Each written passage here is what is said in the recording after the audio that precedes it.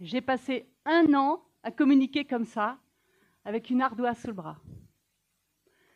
Avril 2019, j'ai perdu ma voix. Plus de son, plus rien. Pendant des mois. Un truc de dingue. Un truc qui n'arrive jamais. Et pourtant, ça m'a réveillée comme un coup de cymbale dans ma vie. J'ai forcé comme une dingo. Le travail d'abord, parce que je suis moulée comme ça. Ça parle à certains. Alors au bout quelques mois, 8 mois, j'ai dû quitter mon travail pour me soigner. Et je ne l'ai pas repris.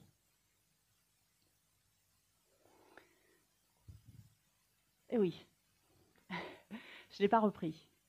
Pourtant, cette fausse note a été une chance pour moi. En tout cas, c'est ce qu'on m'a dit au moins 15 millions de fois, que mon mari avait de la chance. Ta femme ne parle plus, mais quelle chance, si seulement ça arrive à la mienne. C'est drôle, hein. Mais c'est vrai que ça a été une chance pour moi, même si j'ai accusé les autres ou mon corps de m'avoir lâché. Il ne m'a pas lâché. Il m'a fait lâcher des choses. La vie est bien faite, hein. Elle nous resserre toujours les mêmes plats tant qu'on n'a pas compris ce qu'il fallait qu'on change. Au fond, en perdant ma voix, j'ai trouvé ma voix. Ma voix. V-O-I-E. La voix qui m'a permis de passer du mode faire au mode être. Mais oui, parce que quand on ne peut plus parler, qu'est-ce qu'on fait? On développe ses autres sens. Alors, j'ai écouté, j'ai observé. J'avais pas le choix. J'ai écouté, j'ai observé et j'ai beaucoup réfléchi. Oui, c'est pas parce que les cordes vocales étaient coupées que les fils dans le cerveau l'étaient aussi. Mais en réalité, lorsqu'on est aphone, les cordes vocales ne sont pas coupées. Elles ne vibrent plus nuance. Elles ne vibrent plus. La voix, c'est de l'air qui vibre dans les cordes. Mais il n'y avait pas vraiment d'air dans ma vie à ce moment-là. C'est là que je me suis demandé, mais qu'est-ce qui te fait vibrer? Et vous, qu'est-ce qui vous fait vibrer? Pourtant, moi, j'étais persuadée d'être dans l'enthousiasme, le dynamisme, l'exigence. Ça vous parle? J'avais beau avoir l'impression de bien faire, de tout donner pour remplir la mission, de forcer même, d'y mettre toute mon énergie, je me suis retrouvée en apnée. Pas d'air, pas de son. Trop de pression, trop de pression. C'est la réalité de beaucoup d'entre vous, non? Leaders, dirigeants, managers, femmes actives, mères de famille, étudiants. Nous sommes nombreux à ressentir cette pression qu'on s'impose. Ah oui, on pense que c'est les autres qui nous imposent cette pression, qu'elle vient de l'extérieur, mais pas du tout. C'est pas vrai. C'est nous qui acceptons cette pression. On la laisse nous envahir, très souvent parce qu'on ne sait pas la gérer. Alors, la bonne nouvelle, c'est qu'on a tous des signaux. Mal de ventre, de dos, d'estomac, des migraines, des insomnies, des inflammations, des douleurs musculaires chroniques. Il n'y a pas besoin d'être aphone pour commencer à écouter, observer et s'interroger sur son mode de fonctionnement. Je suis issue du monde paysan, de la terre, des gens simples et besogneux. 3 valeurs ont rempli ma vie. Le travail et en 3, le travail. 3 gros mots étaient interdits à la maison. Vacances, repos, mais le ultra gros mot, loisirs. Mais oui, mon papa disait, quand on veut, on peut. Et si on ne peut pas, on se force. Vous l'avez tous entendu, celle-là, non? Tout était résumé dans cette phrase. D'un point A à un point B, il y a un sillon facile, une ligne droite. Tout ce qui dépasse n'est pas utile. Mais ma préférée, c'est quand il disait « vise le parfait pour être sûr que ce soit bien ». Ah, excellente école de l'exigence, au service de l'excellence. Ma maman, une warrior, qui n'écoute pas ses peurs. Enfin, qui ne s'écoute pas tout court. Droit devant, tête baissée. Allez, dépêche-toi, sinon on n'aura pas d'avance sur le retard qu'on pourrait avoir. Hein? Et puis pars pas les mains vides. Si on s'organise bien, on peut en faire plus. Ah, le fameux toujours plus. On se sent vivant dans l'action, surtout quand notre corps nous fait mal. Ça veut dire qu'on a bien travaillé, qu'on a été efficace. Ah, c'est bon ça. Allez, une petite dernière. Fais des efforts parce qu'on ne mange pas son pain blanc en premier. Ben oui, petit détail qui a sa grande importance. Mes parents ont fantasmé un idéal où quand ils seront à la retraite, quand ils auront fini de travailler, enfin non, ils n'auront jamais fini de travailler. Bon, un jour, la vie leur sera plus douce. Ils auront du temps. En tout cas, ils l'ont cru. Et je l'ai cru pour moi aussi. Ce sera mieux plus tard, quand on aura fini de faire ce qu'on fait. Mais on n'a jamais fini. Moi toute seule, mais j'étais la collection entière des Martine. Martine, bonne élève, vous vous rappelez? Martine conduit le tracteur. Martine veut bien faire. Martine fait les conserves. Martine tue les poulets. Oui. Martine fait tout. Toute ma vie, j'ai cumulé les emplois. J'ai empilé les missions. J'ai multiplié les engagements. Une Martine Wonder Woman. Mais à ce rythme, au bout d'un moment, vivre et souffrir, ça se ressemble un peu. Le corps crie de douleur, un peu, beaucoup, tout le temps. J'ai pris la douleur comme passager, je l'ai même laissé conduire. J'ai fini par habiter chez elle. Les douleurs ajoutent à ma valeur, c'est ce que je me disais. Alors la douleur en soi n'est pas un problème, la souffrance fait partie de la vie, elle nous réveille. Mais quand elle s'installe durablement et qu'on l'accepte, voire qu'on la cultive ou l'entretient, là, il y a des questions à se poser. On est notre colocataire pour la vie. Alors à nous de choisir d'être notre meilleur colocataire ou notre pire colocataire. Cela dépend que de nous et de ce que nous décidons. C'est ça l'illusion du faire. À trop en faire, on se perd.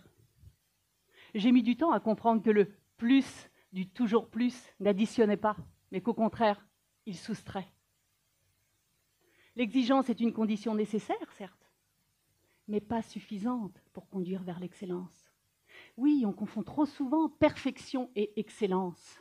La perfection, c'est courir après un fantasme, un idéal sans défaut. Par contre, la recherche de l'excellence, c'est un processus d'apprentissage qui nécessite d'avancer de façon globale, holistique. C'est presque une philosophie de vie.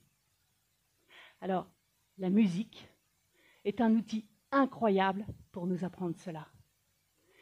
La musique apprend la mesure. Cette mesure qui nous manque lorsque nous sommes dans l'excès, lorsque le plus se confond avec le trop. La musique apporte la nuance. C'est dans les respirations, les soupirs, les pauses que tout se joue. Oui, l'excellence se cache dans les détails, dans notre capacité à ajuster toutes ces nuances. Mais le plus gros levier en musique, c'est le silence. Le silence, c'est le moment où le musicien doit arrêter de jouer des notes. Il permet de reprendre une respiration, de créer une suspension, et l'émotion peut arriver. Le cerveau, pour intégrer les milliers d'informations qu'il reçoit par jour, le cerveau a besoin de silence, de pause. La pause est à l'apprentissage, ce que l'inspire est à l'expire.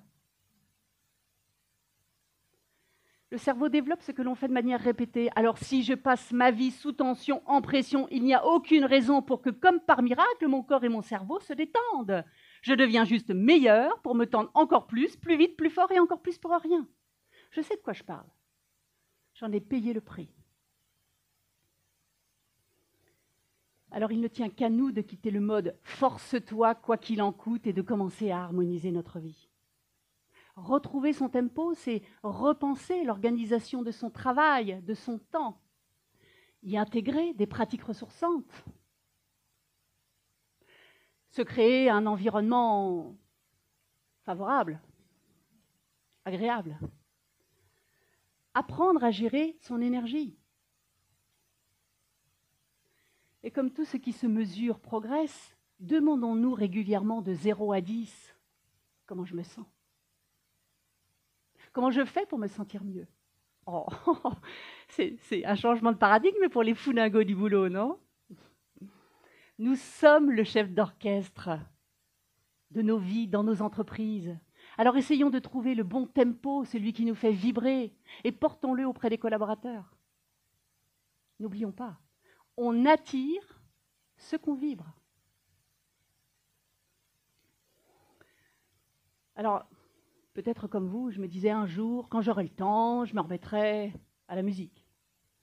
Vous le dites aussi, ça, quand vous aurez le temps.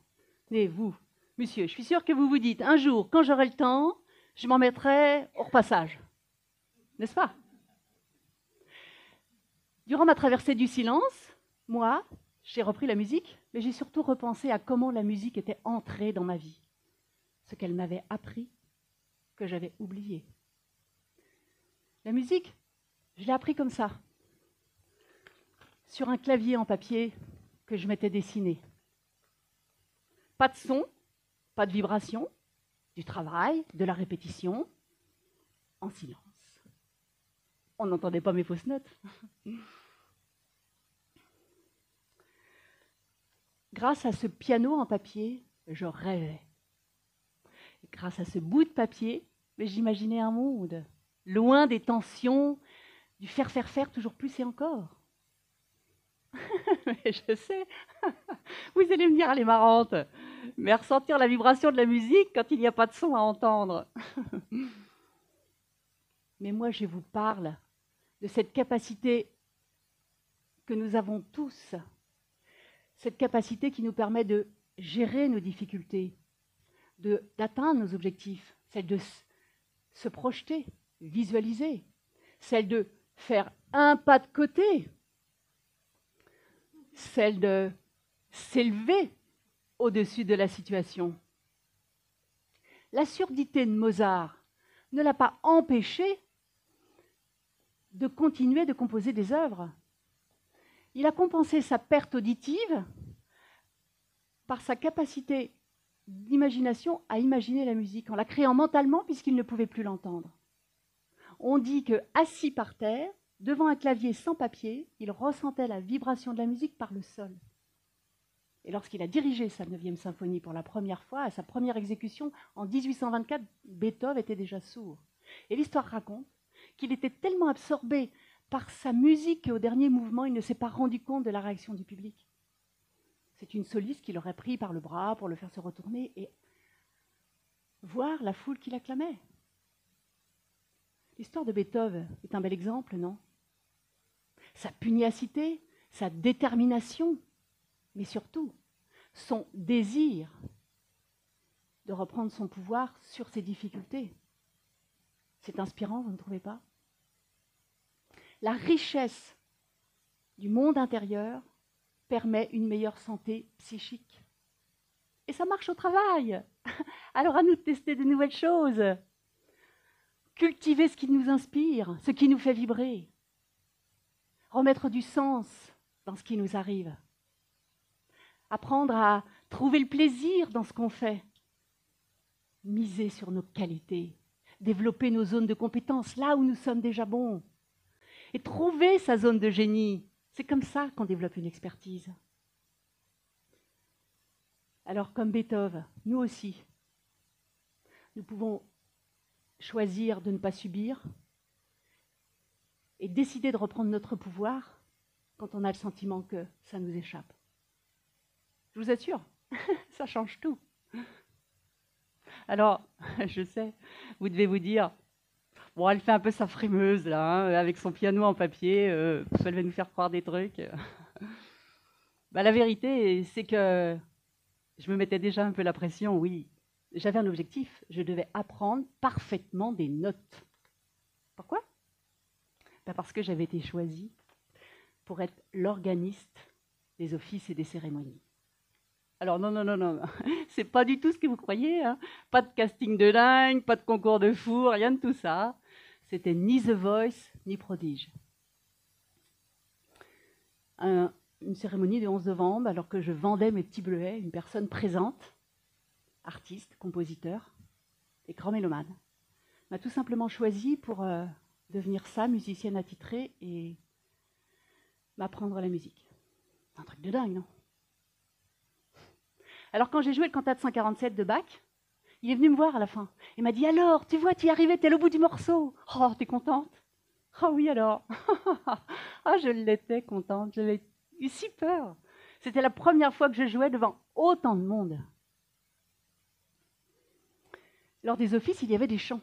Alors je devais écouter les chœurs et nous devions être ensemble, à la bonne mesure, au bon tempo. Oh, j'avais une pression de dingue. Alors juste avant, il venait me voir et il me disait: vas-y, ose. Ils ne le savent pas encore, mais tu leur rends service. En osant jouer, tu leur permets d'oser chanter et de briller dans la lumière. Waouh! Ça, on ne nous le dit pas souvent, hein. Oser prendre ma place, c'était offrir aussi une vraie place aux autres. Alors, avec ces paroles, dans ces moments-là, ce que je ressentais, ça reste pour moi des grands moments d'inspiration. Vous avez déjà ressenti ça? Ce moment où, parce que vous osez, alors vous permettez. Prendre sa place, toute sa place, mais rien que sa place.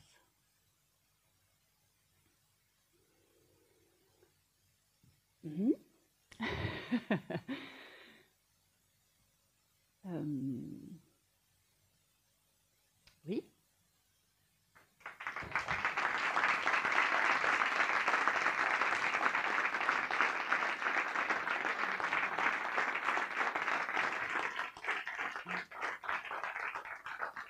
Merci. Mais voyez, même quand j'ai arrêté de travailler pour me soigner, j'ai permis à certains collaborateurs de se déployer et de prendre plus de place. Alors osons la délégation, osons déléguer. On se prend trop au sérieux, non? Vous ne trouvez pas? Hein? Cessons de vouloir être parfait ou que tout soit parfait. La vie est un jeu. Alors allons-y, jouons. C'est une vraie pièce de théâtre. Aucun risque. On essaie, on ajuste, on progresse. Aucun risque sauf celui d'apprendre, de devenir meilleur et de se déployer. Et peut-être d'inspirer ceux et celles qui vous voient, parce qu'en osant, on devient inspirant. C'est ça être un leader, non? Vous ne croyez pas?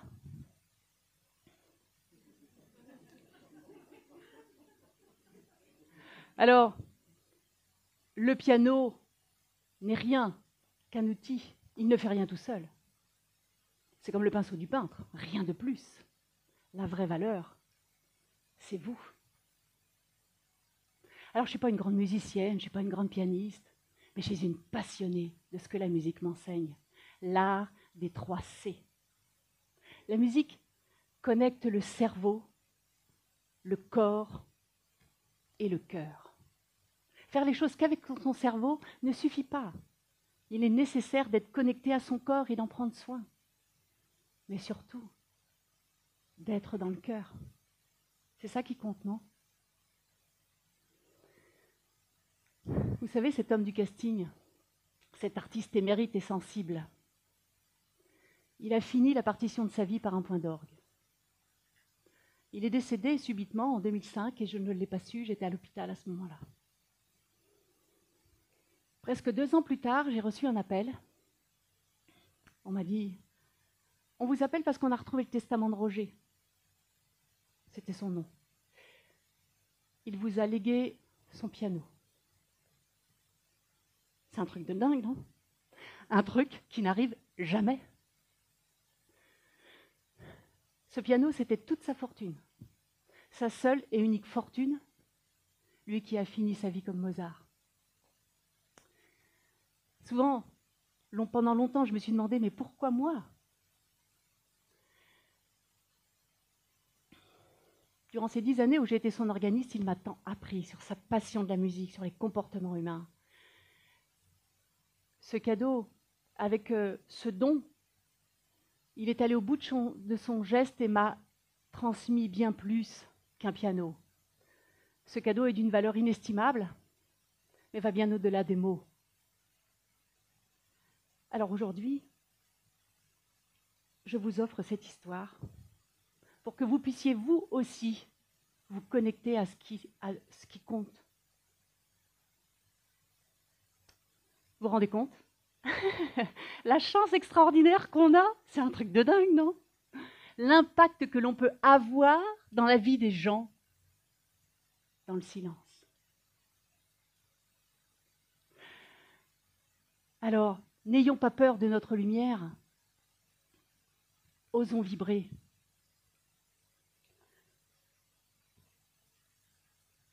Nous sommes tous des sources d'inspiration. Ma maman aussi en est une à sa manière.